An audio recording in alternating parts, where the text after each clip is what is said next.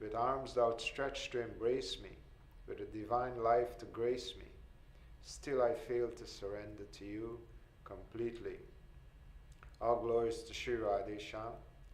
All glories to Sri Gopalaji Maharaj. All glories to all teachers of the eternal principles of righteous conduct. All glories to the Devas. All glories to all aspiring souls. Thank you for joining me.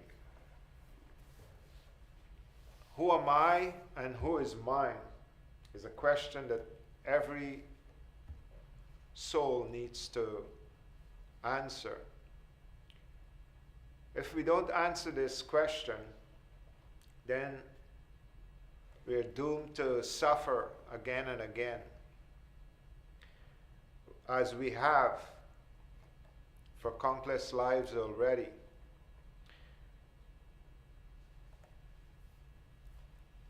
Whether you accept this statement or not, it is a fact that there never was a time that you did not exist, and never shall there be a time that you will not exist. This question of who am I is very important for us all. You can't think that if someone asks you, who are you? Usually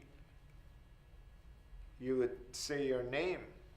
My name is Arjune Das. Then the person can say, no, that's not who you are, that's just your name. And you may say, oh, I'm in East Indian. No, that's your ethnicity. Oh, I'm Guyanese. Oh, that's your place of birth.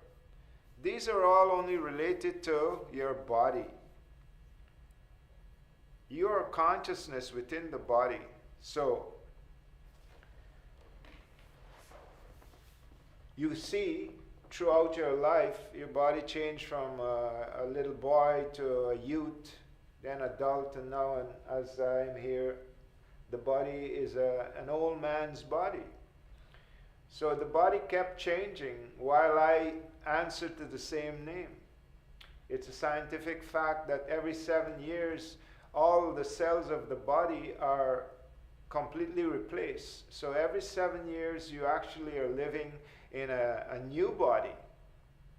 These things need to be thought of. So the body keeps changing.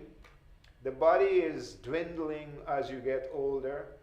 And just as when clothes gets useless, then you take a new set of clothing.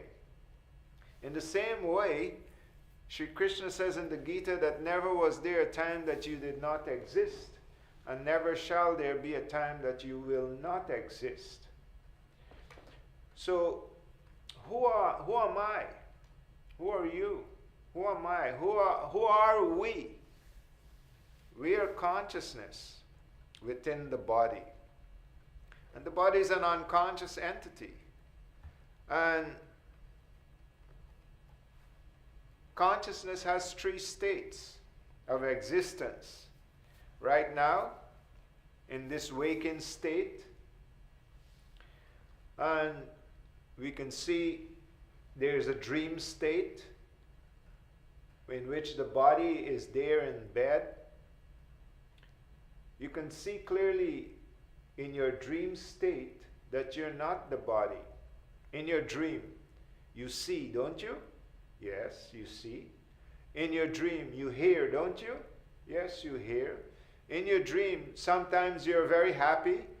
Sometimes you're eating a very delicious morsel of food. Sometimes someone is beating you. Sometimes you're being killed.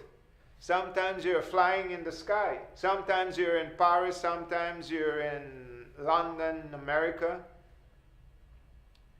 In your dream state, you're conscious of seeing, hearing, feeling, desiring, thinking. All the functions of the subtle body are taking place while the gross body is laying unconscious in bed. So you can see clearly that you're different from your physical body.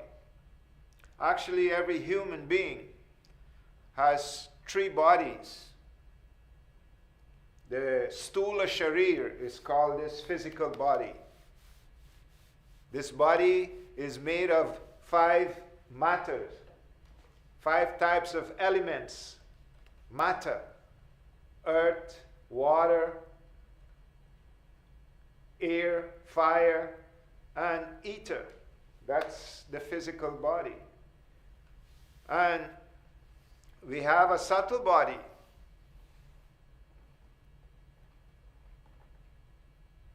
And we have a causal body.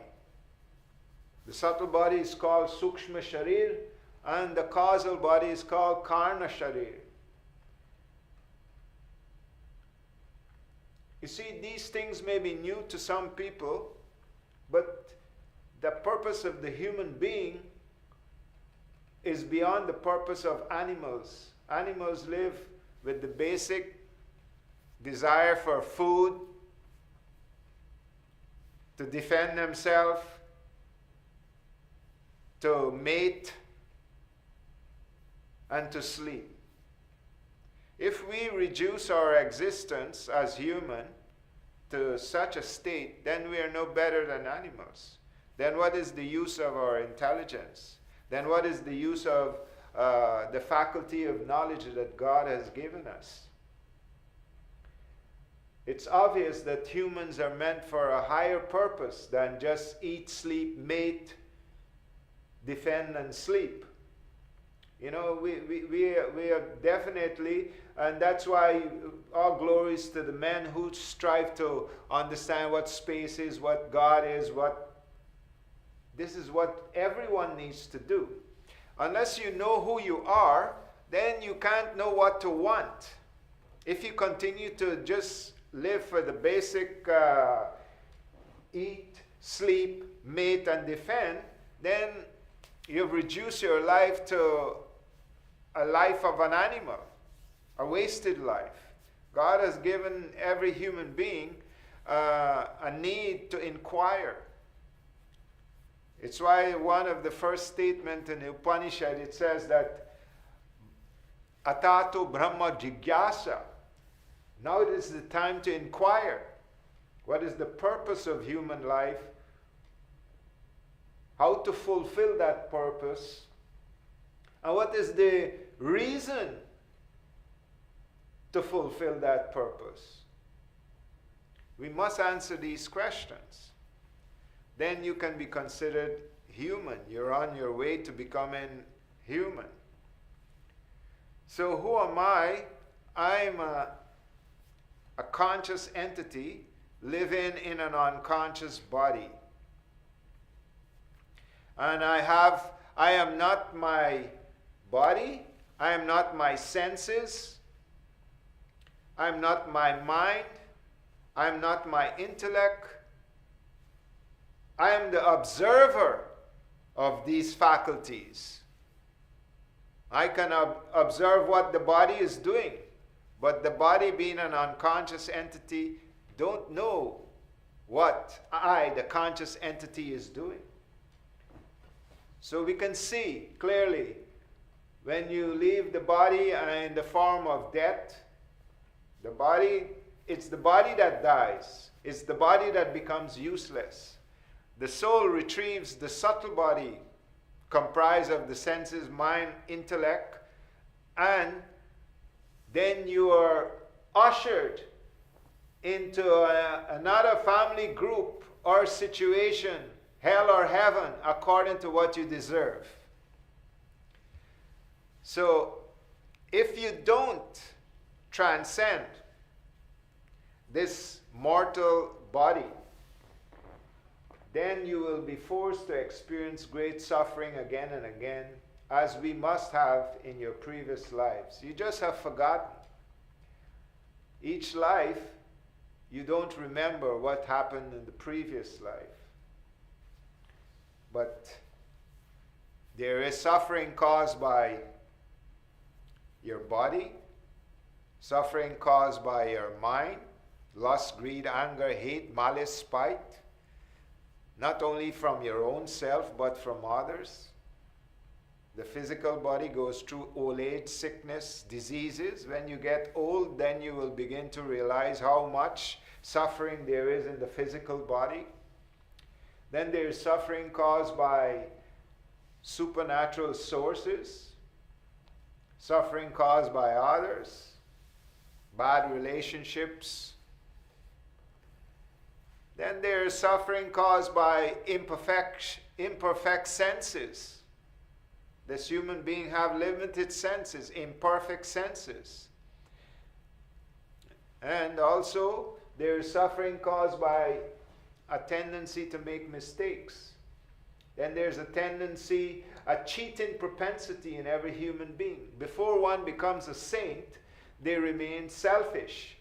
Everyone is speaking, whether sweetly or otherwise, everyone is speaking with their interests in mind, whether it's wife, husband, mother, father, brother, son, it doesn't matter. Everyone is speaking with their personal interests before anyone else's interests in mind. So there's a cheating propensity. And we also suffer delusions. You may think you know me, but that's just an assumption. Only God knows everyone in truth. You know, some friend of yours or a co-worker may know something about you, but someone who is a close friend may know more about you, and your wife or your husband may know even more about you, your family members, and some things only you and God know.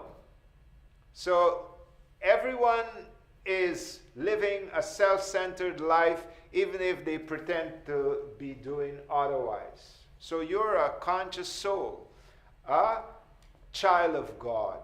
Granted, your mother and father gave you this physical body, but God gave you your existence. Mama amsho jiva loke jiva bhuta sanatana. All souls are my parts, God is saying, and are all eternal, like God. Never was there a time that you did not exist, and never shall there be a time that you will not exist. Now, we remain ignorant of who we are because we keep thinking we are the body, and therefore all our desires are centered around the need of the body. And we hardly desire in regards to the soul because we remain oblivious of being the soul. Just like we are oblivious of God being in our heart, God is in every heart. Without His presence, you have no life. But yet, ask yourself, how much time in the day are you aware of the fact that God resides with you? You're usually thinking, I am doing, I'm going, I'm eating, I'm wearing, I. You don't think we, which the fact is, we are doing everything, because without God's presence with you, you have no existence. But look at it. Look at it honestly. We think only in the sense, we speak only in the sense, I'm doing, I'm going, and we say, this is my house, this is my car, this is my wife, this is my husband, this is my child. We speak in these two terminologies, I and mine. And this is wrong. But we are not aware that we are living in ignorance of the fact that God is with us. So the actual truth is we are going. So one needs to practice the awareness of God's presence with them at all times. Because the fact is, we are stewards of this body. We are stewards of God's property, which is this body and everything that belongs to it. And God is really the landlord. He is the owner of this body. One day the landlord will say, it's time, I want this body back. It's time, I want to change it. So my dear aspiring souls, to be aware of this, one has to purify their life's existence. When Sri Krishna left the earth, the satanic personality called Kaljug, 5,000 years ago, entered the earth with the permission of God, because this is the time of the dark age. The earth goes through the golden age, silver age, just previous to this age, 5,000 years ago, previous to 5,000 years ago, it was the Bronze Age. It is recorded in history as the Bronze Age. And now it's the Iron Age. We can see all things are being made of iron now. Previous to 5,000 years ago, all things were made of bronze and copper. You can see it.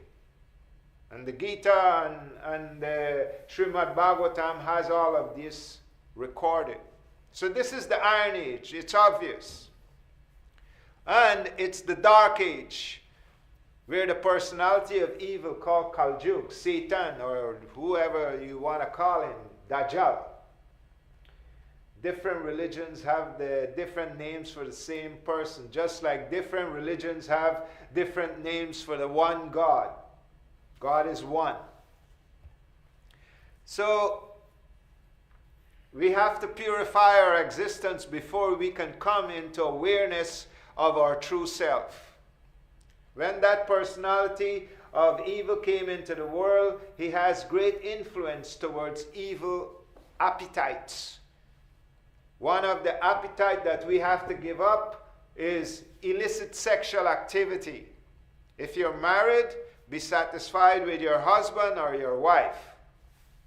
And avoid fornication and avoid any kind of alternative sexual practices. It's a dirty thing to indulge in homosexuality, because this is your anus is not an organ. It's an organ of excrement. It's an outtake valve. It's not for. It's a filthy thing, and feces have the most dangerous germs. So this is nonsense if you think that this is something to indulge in. So illicit sexual activities, you have to control that. Second thing, if you are eating meat, then it means you are causing pain to something, some living entity to eat. And causing pain means you will have a painful reaction. The law of cause and effect, sow and reap, karma, is always in place. So if you eat something, the one who rears the animal, the one who sells the animal, the one who butchers the animal, the one who cooks the animal, the one who eats the animal, all are culpable. All are going to experience the same karmic account. You will go through pain. And think about it. That animal died in fear, died in pain, died in hate of the killer, and maybe the thoughts of revenge, because every living entity has a mind. Every living entity, hate or love. You can see love in a dog. You can see hate in a dog. You can see everything has a mind.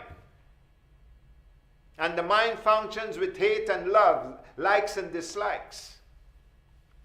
So we are eating that impregnated flesh and putting it into our body. That's why we think in hateful, lusty, greedy, angry ways.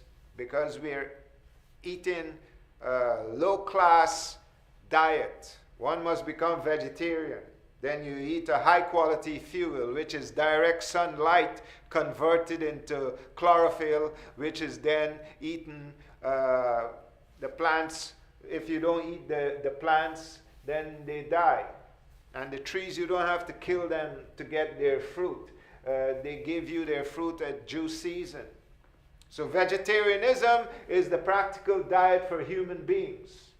Even our teeth structure is not meant for, we're not carnivores, or our teeth would be like a tiger or a dog. We have molars to chew grains. And so my dear aspiring souls, one has to give up illicit sexual activity. You have to become vegetarian. And you have to give up intoxication. Because an intoxicated person has a spirit that is different from when he is not intoxicated. There is a tendency to violence. There is a tendency to give up your natural inhibitions, which protect you from doing certain things and from keeping you in line with appropriate social conduct. When you drink, you become careless of these natural social etiquette. So one must give up intoxication, drugs, liquor. So no illicit sexual activity, no intoxicants, no meat eating, and one should also give up gambling. Many lives are ruined. I've been to Las Vegas, Sin City they call it. It's an appropriate name, where prostitution, gambling, intoxication, violence is the norm in that city. And there are many people who have lost their families, their livelihood, and are living in the tunnels under the city because of gambling. Gambling has ruined many people. And now I see our government in Guyana is allowing gambling. When I was a kid, the police would run us and lock us up if we were playing cards and gambling for a few cents. Now they have hotels all over the place and they're giving them gambling license. This is very bad. What about the people in the future? All these gambling establishments. It's a dangerous thing for people. You're ruining the lives of people. And the fifth thing that the evil entity called Satan, Dajjal, or Kaliju can influence an individual. Whoever is indulging in these things, this satanic person can influence you. And one of the main things is the greed for wealth. The greed for wealth makes a man lie, cheat, outsmart, brothers kill brothers, husbands kill wives, wife kills husband. For what? Greed of wealth. So my dear aspiring souls, one has to give up this. And at the same time you're giving up these bad qualities, you have to replace it with something good. What is that something good? You have to practice love of God. You have to practice surrender to God. The one who calls himself Muslim, Muslim means surrender, submission to God. The Bible says that one must submit themselves to God. The same statement. And the Gita says that Sharanagati, one must practice surrender to God. So everything, while you're giving up your bad qualities, at the same time you have to replace it with something of a higher quality. You give up your drunken friends, you go to church and start make friends with the churchgoers. Change your company. You can't stop drinking and not replacing it with something. You can't stop a bad habit and not replace it with a good habit, or you will return to what you were doing before. So at the same time you give up your bad habits, you practice God, love of God. Love of God requires surrender to God. The first thing you have to do is do that which pleases God. You can find what pleases God. Go in the Bible, go in the Quran, go in the Gita. You will find it. You're not little children who are listening to me. Become a good Christian, become a good Muslim, become a good Hindu. This is what you need to do, not wishy-washy. One day a week you go into and you think that this is suffice. No. You have to be diligent.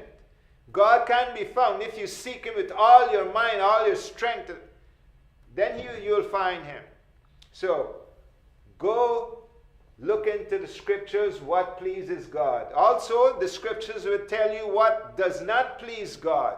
So this is the second facet of surrender to God. Do what pleases him. Do not do what displeases him. The third is, you must have faith. What is faith?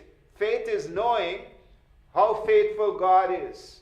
Faith is knowing that God is my protector, God is my guide. It is God who is the one that I should love. He is the one that deserves my love. He is the one that is my protector. Have faith in that.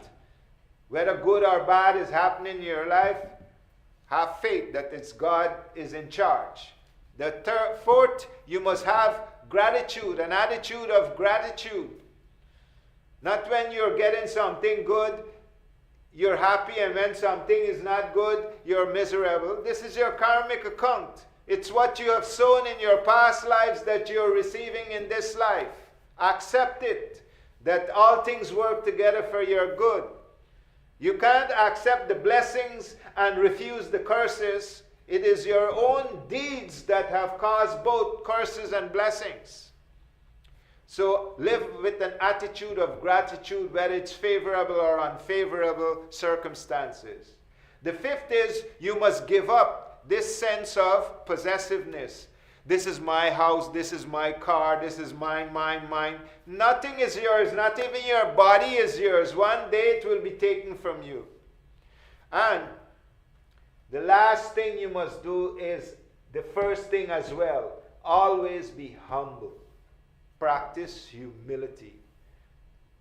Be willing to give respect to all others, and even if they don't return respect to you, live with an attitude of humility, meek and humble. Thank you for joining me. May Sri Radha Krishna bless you and guide you into the understanding that you have to do two things. Give up your wicked ways and submit yourself to God. And then God will observe it because He's in your heart, and He will help you towards purifying your existence and experiencing His true love and happiness.